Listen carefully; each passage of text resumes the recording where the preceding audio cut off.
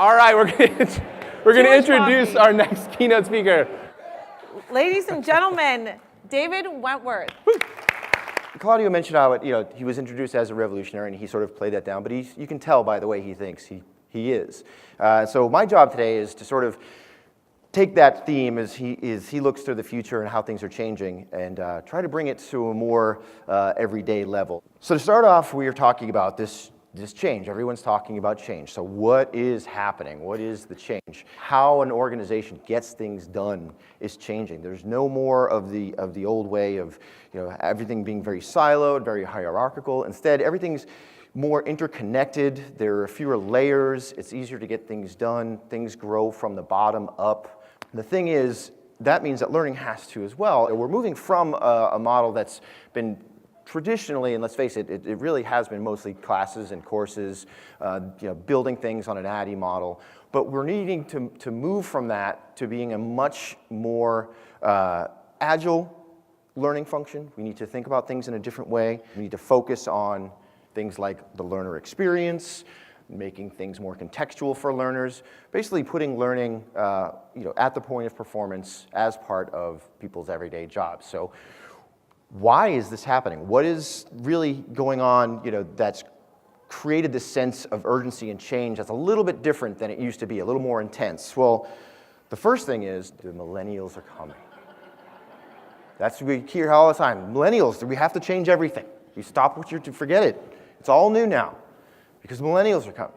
The fact is the millennials are actually already here. They do make up the largest generational group in the workforce as in the US, but how many people in this room have a smartphone in their pocket or in their purse or in their hand or are actually on it right now tweeting? Okay, so this idea that the millennials showed up and changed everything is completely untrue. They just happen to be the scapegoat, right? Can anybody remember the last time they didn't know something?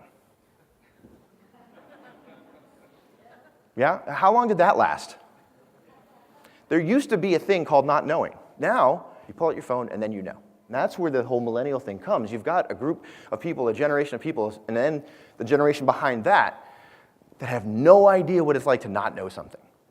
So how do we fix learning to address that and to behave like that? This is what the real difference is that until now, technology sort of dictated how we learn. We now have all these different types of technologies that allow us to deliver learning the way we want to learn. And now we're able to create these experiences. And so that's really what the tipping point is. And people are probably familiar with 70-20-10. You've heard it. But the idea is just real quick, that most of what we learn is just learned by doing. Now, I'm not telling you that this is the formula. It's not a math problem. You're not going to say, we have to create 70% experiential learning. That's not the case. But we need to be able to take this into consideration when we're creating these experiences. So what does it mean for the organization? How often do you expect your learners, your employees, how often should they connect with learning resources just to be good at what they do? In order to be effective, 61% of companies said it has to be either weekly, daily, or even more often, more than once a day. Okay, so now step back to that 70-20-10. If we're only delivering classes and courses, how are you going to do that?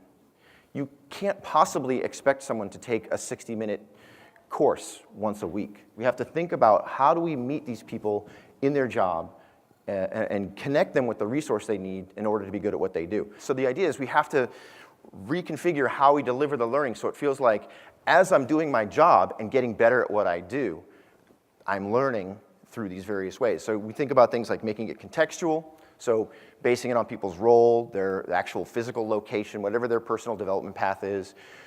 Keeping it small, so those short videos, quick updates, things that we can really quickly get in, get out, give them what they need. Keeping it informal, so you don't have to keep constantly scheduling things. You have to give people the opportunities and the abilities to connect with one another when they want to, where they want to.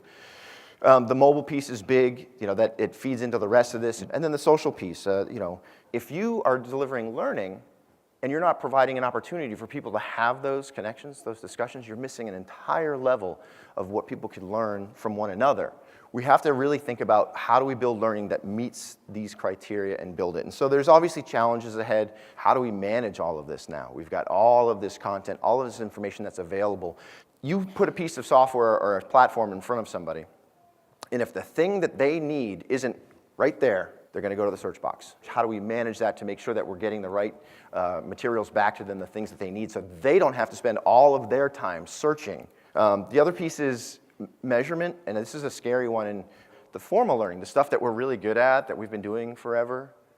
Only about 19% said we are highly effective at measuring our formal learning. We're in trouble, especially when we start to look at things like experiential and informal learning, where nobody thinks they're very good at measuring that at all. So what are companies doing?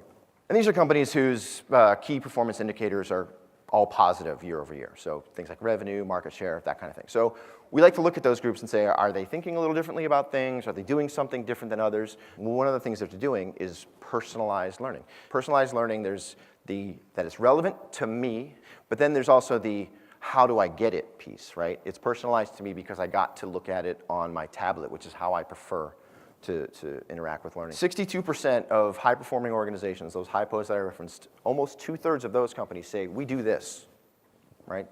This thing that you just described, we do that. Only 35% of everybody else said, we do that. Again, not a causation, but there's a correlation that high performers, maybe they know something everyone else doesn't.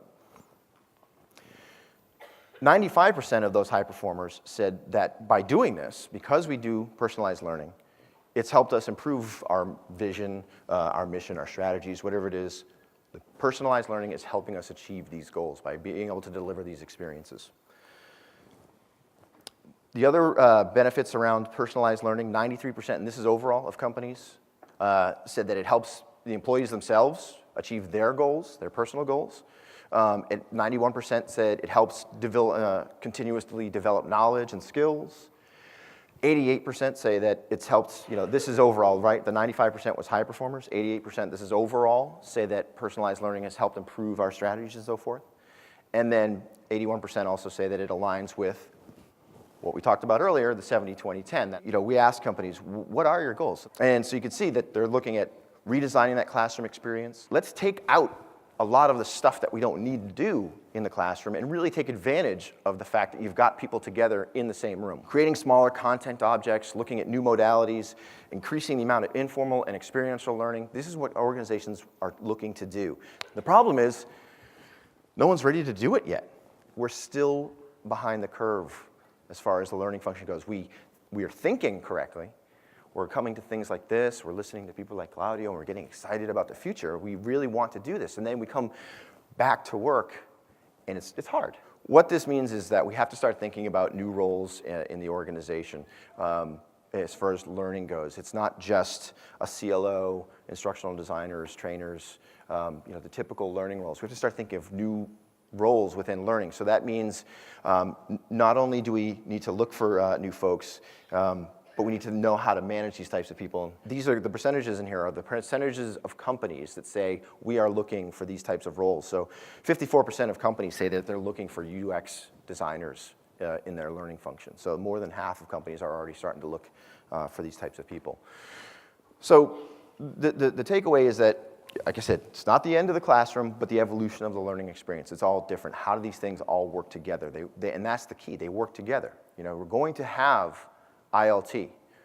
How do we connect people with all these different types of learning to fend off that forgetting curve, to keep people working together, to incorporate all the different ways that people learn? And by doing so, we're bringing learning to the point of performance, making it part of the job. It's not something separate. So we need to think about these things differently. And it's really important to understand how people learn and like to learn. This is a whole new way of thinking of things, a whole new group of people to manage, a whole new group of technologies to be in charge of. So we really need to start thinking about, it isn't just the technology, it's the function, the people, and how we think about it.